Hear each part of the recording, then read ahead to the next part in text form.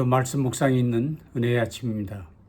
같이 묵상하실 말씀은 요한복음 9장 1절에서 7절 말씀 제가 봉독하겠습니다.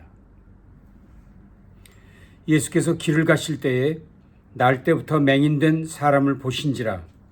제자들이 물어 이르되 랍비여, 이 사람이 맹인으로 난 것이 누구의 죄로 인함이니이까? 자기니이까 그의 부모니이까? 예수께서 대답하시되 이 사람이나 그 부모의 죄로 인한 것이 아니라 그에게서 하나님이 하시는 일을 나타내고자 하심이라. 때가 아직 낮음에 나를 보내신 이의 일을 우리가 하여야 하리라. 밤이 오리니 그때는 아무도 일할 수 없느니라. 내가 세상에 있는 동안에는 세상의 빛이로다. 이 말씀을 하시고 땅에 침을 뱉어 진흙을 이겨 그의 눈에 바르시고 이르시되 실로한 못에 가서 씻으라 하시니, 실로함 번역하면 보냄을 받았다는 뜻이라. 이에 가서 씻고 밝은 눈으로 왔더라. 아멘. 오늘 본문의 주요 내용은 예수님께서 한 맹인을 고쳐주신 이야기입니다. 여러분 모두가 잘 아시는 내용입니다. 그런데 이 본문을 대할 때마다 이상하다고 여겨지는 내용이 있습니다.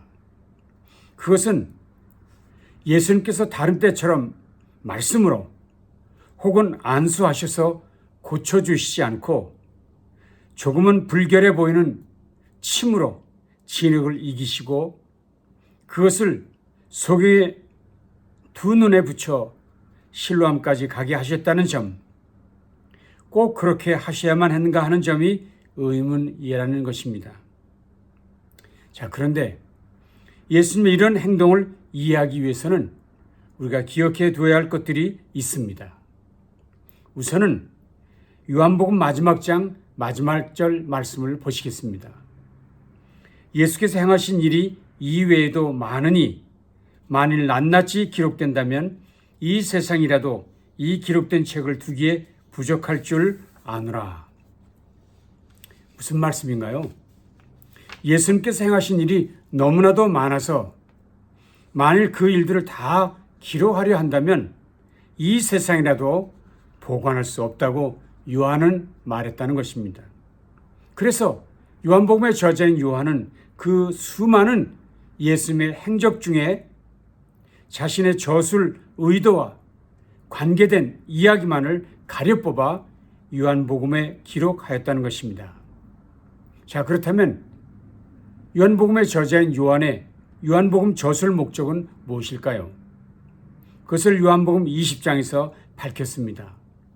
오직 이것을 기록함은 너희로 예수께서 하나님의 아들 그리스도이심을 믿게 하려 함이요 또 너희로 믿고 그 이름을 힘입어 생명을 얻게 하려 함이라. 다시 보십시오. 이것을 기록함은 너희로 예수께서 하나님의 아들 그리스도이심을 믿게 하려 함이요 또 너희로 믿고 그 이름을 힘입어 생명을 얻게 하려 함이니라. 요한복음의 저술 목적이 이것입니다. 결국 오늘 본문에 소개된 맹인된 자를 고쳐주심도 그 수많은 표적들 중에 특별한 의미가 있다고 생각되어지는 이 이야기를 기록하게 되었다는 것입니다. 자, 그렇다면 요한이 의도하고 있는 특별한 목적은 무엇일까요? 그 일을 알기 위해서는 오늘 본문의 앞부분인 8장을 보시는 것이 좋겠습니다. 그 8장에서는 유대인들과 논쟁이 있었는데 그 논쟁에서 예수님은 이런 말씀을 하셨지요. 나는 세상의 빛이니 나를 따르는 자는 어둠에 다니지 아니하고 생명의 빛을 얻으리라. 나는 세상의 빛이라. 이렇게 선언하셨습니다. 그래서 예수를 따르는 것이 생명의 빛을 얻는 길이라는 것을 분명히 밝히셨습니다. 그리고 나서 그 다음 장인 9장에서 그가 말씀하신 자신이 빛이심을 구체적으로 보여주신 사건이 바로 맹인된 자를 고쳐주신 이 기적이라는 것입니다. 그러니까 결국 본인이 말씀하신 내가 빛이다. 그리고 나를 따르는 자는 생명의 빛을 얻으리라고 말씀하셨는데 그것이 구체적으로 어떤 것인지 보여주기 위해서 행하신 일이 바로 이 맹인된 자를 고쳐주신 일이라는 것입니다. 자, 그런데 큰 이해가 됐는데 여기서 이상한 점이 발견되는 것이지요. 그것은 이 맹인을 고쳐주신 일을 표적이라고 요한은 표현하고 있는 것입니다. 이적, 기적이라고 하지 않고 표적이라고 하는 것입니다. 16절 말씀이죠.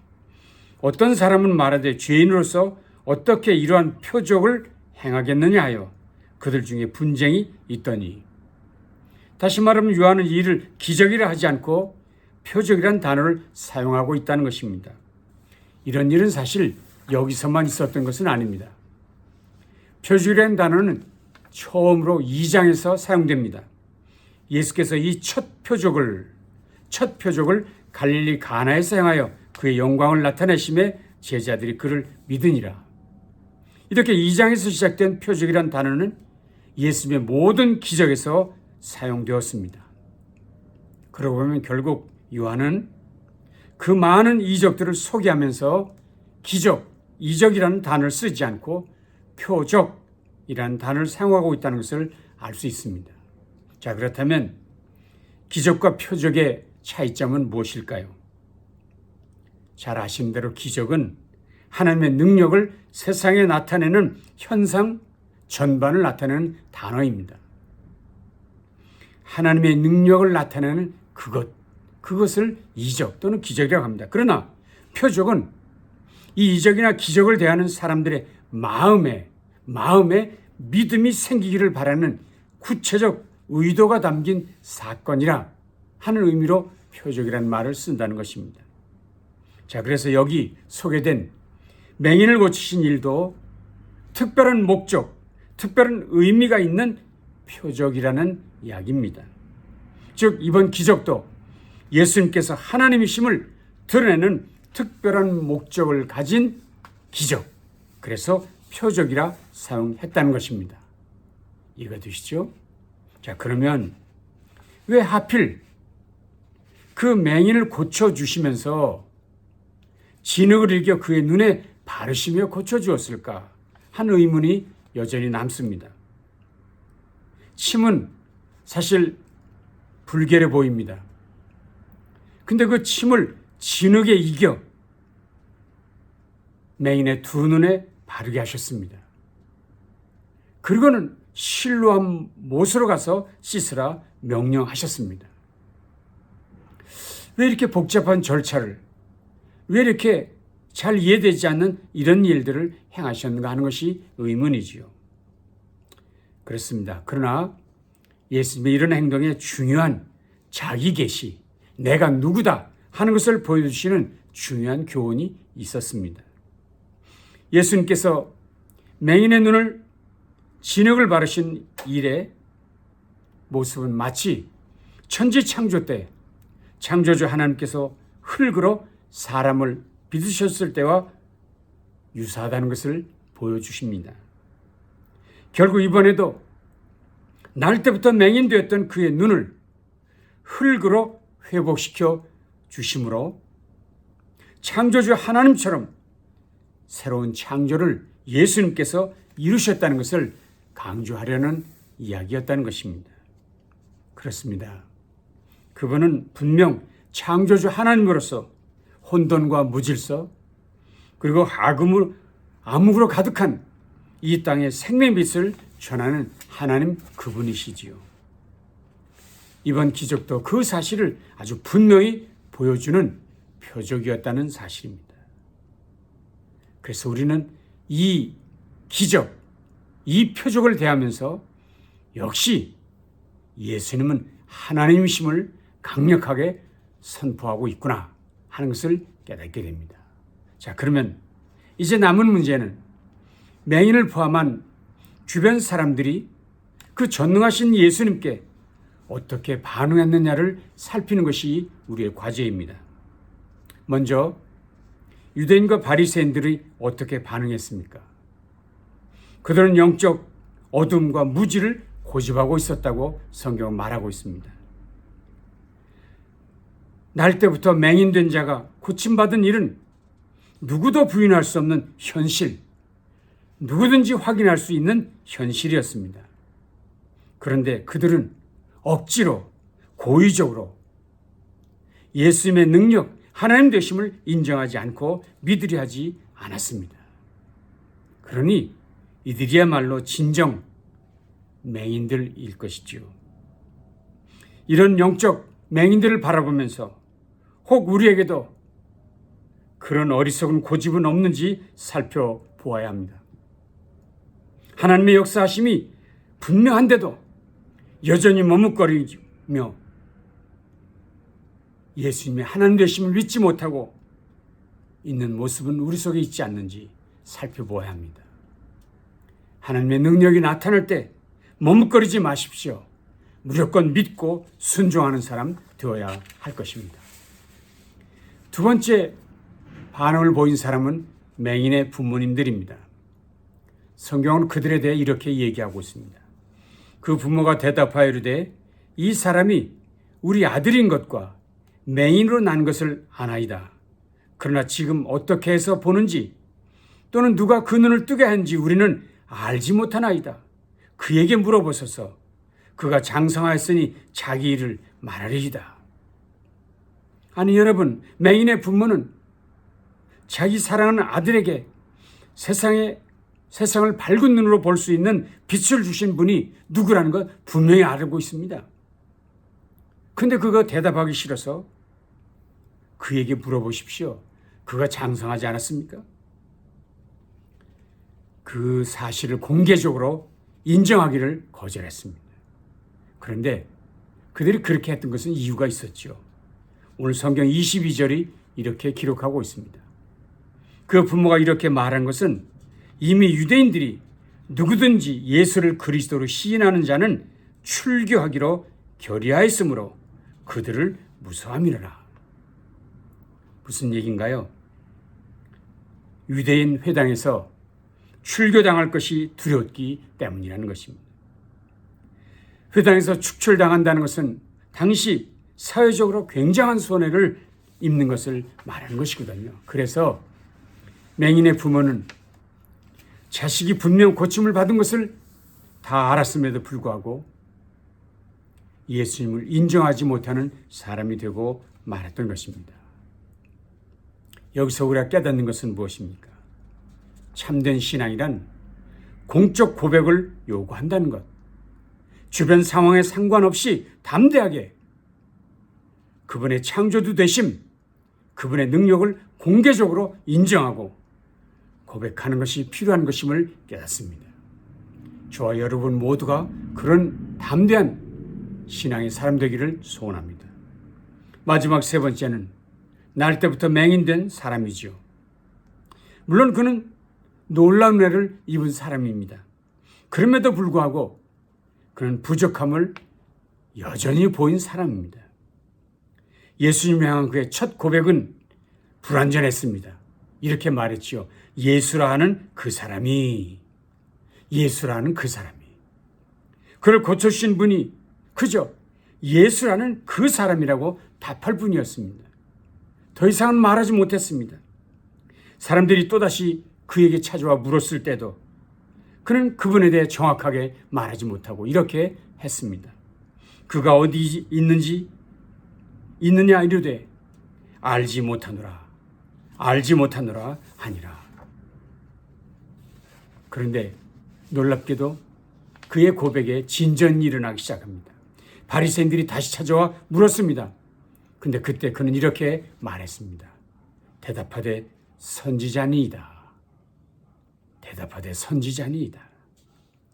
그의 고백이 진전되고 있는 것을 볼 수 있죠. 그리고 드디어는 이렇게 고백하기까지 합니다. 33절. 창세 이후로 맹인으로 난 자의 눈을 뜨게 하였dam을 듣지 못하였으니 이 사람이 하나님께로부터 오지 아니하였으면 아무 일도 할 수 없으리이다.